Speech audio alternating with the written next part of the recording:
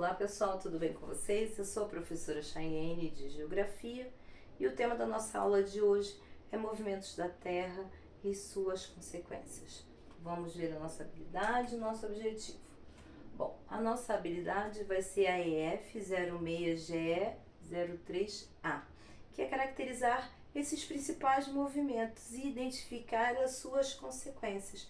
Então, o nosso objetivo é entender esses principais movimentos e entender como eles afetam a nossa rotina. Bom, vocês sabem que o planeta Terra ele está em constante movimento. Aliás, ele executa dois principais movimentos, mas esses movimentos geram uma consequência direta para nós. Então, eu estou falando da rotação e da translação.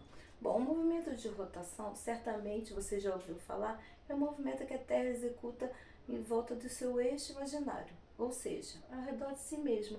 É um giro constante que a Terra executa, certo?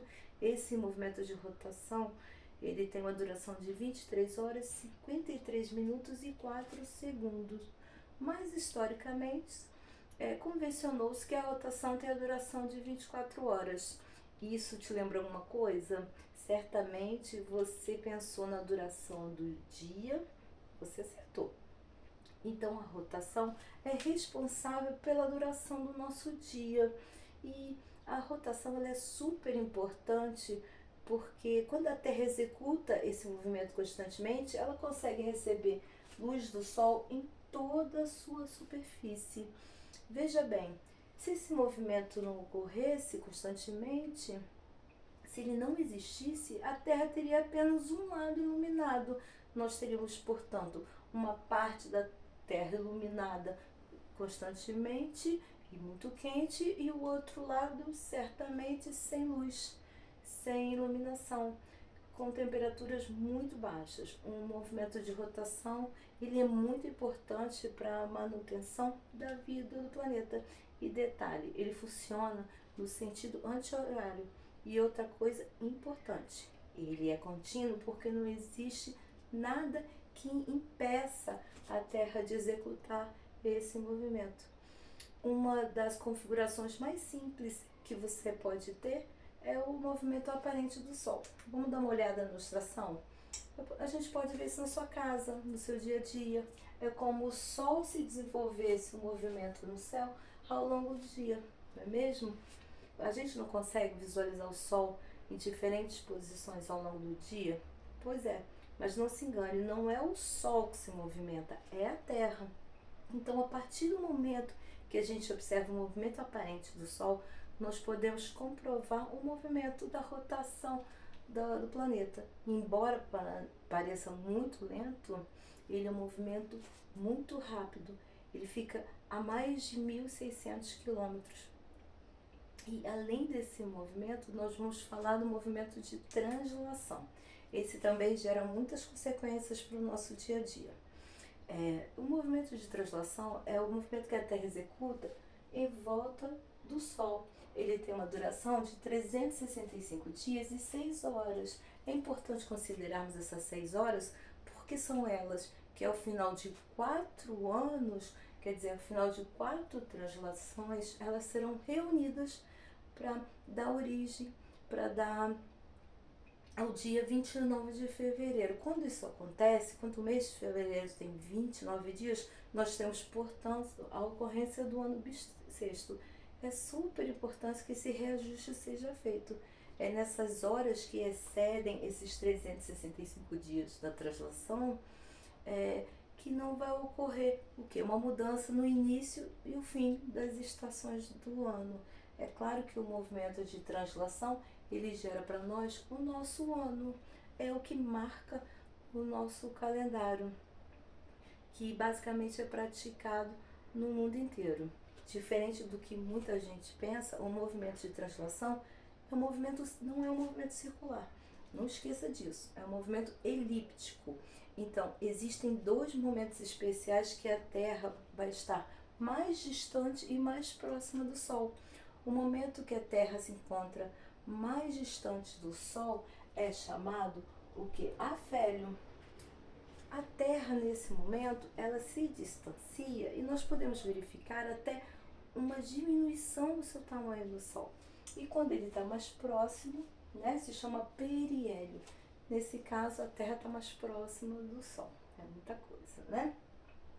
Além de condicionar o nosso calendário anual, o movimento de translação da Terra, que dá início ao ano, o movimento de translação é importante porque ele vai gerar a ocorrência das estações do ano. Então, só para que fique bem claro, quando a gente fala em verão, nós estamos falando, nos referindo ao momento em que o hemisfério norte ou o hemisfério sul tem mais recepção de luz ao sol. E o verão é caracterizado, portanto, como o período do ano em que os dias são mais longos. Já no inverno é o contrário.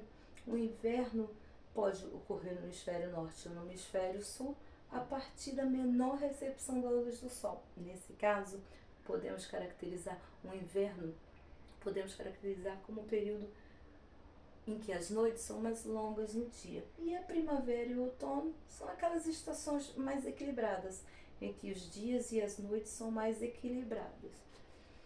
Mas nós aprendemos que o Sol ele não está posicionado de forma igual em todo lugar do planeta. Então, o homem, o que ele fez? Ele criou os fusos horários. O fuso horário, ele é configurado a partir da linha imaginária a principal, que é o meridiano de Greenwich. Eu posso ter um avanço ou um atraso em relação à hora, a partir desse determinado meridiano. É assim que eu calculo que horas está no Brasil e que horas está no Japão. Mas isso é um tema para uma nossa próxima prova, tá?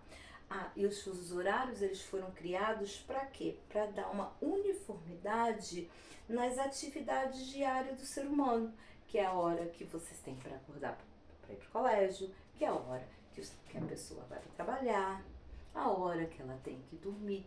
Então é graças ao fuso horário que nós nos localizamos temporalmente, bom? Então vamos resolver umas atividades? Bom, eu gostaria de saber o que é a rotação da Terra e quais as suas consequências. Pode falar, por favor, Maria? Muito bem. A rotação da Terra é o movimento em que a Terra gira em torno de si mesma, do seu próprio eixo. Muito bem, dia e noite. E a translação? Qual é o movimento da translação e qual a sua consequência? Muito bem, João. O movimento da translação, ele é responsável pelos nossos anos e pelas estações. Quais são? Isso, inverno, verão, outono e primavera. Não é? E por que existe o fuso horário? Quem vai falar? Muito bem. Perfeito. O fuso horário, ele foi criado pelo homem para se organizar socialmente, né? Para organizar o seu relógio biológico, para organizar suas atividades rotineiras. Né? Então tá. Se vocês estão interessados no assunto, se gostaram do assunto, o que eu recomendo para vocês? Entrem no YouTube, procurem o site do James Webb ao vivo, que lá vocês podem aprender sobre a imensidão do universo. Muito bonito e eu recomendo, tá bom? Gente, então nós concluímos a nossa aula, que os movimentos da Terra elas têm um impacto significativo em nossas vidas diárias e compreender esses movimentos nos ajuda a entender como o mundo ao nosso redor. Ajuda a compreender muitas questões políticas, geográficas e históricas. Eu espero que vocês tenham gostado da minha aula. Um forte abraço para vocês e tchau, tchau.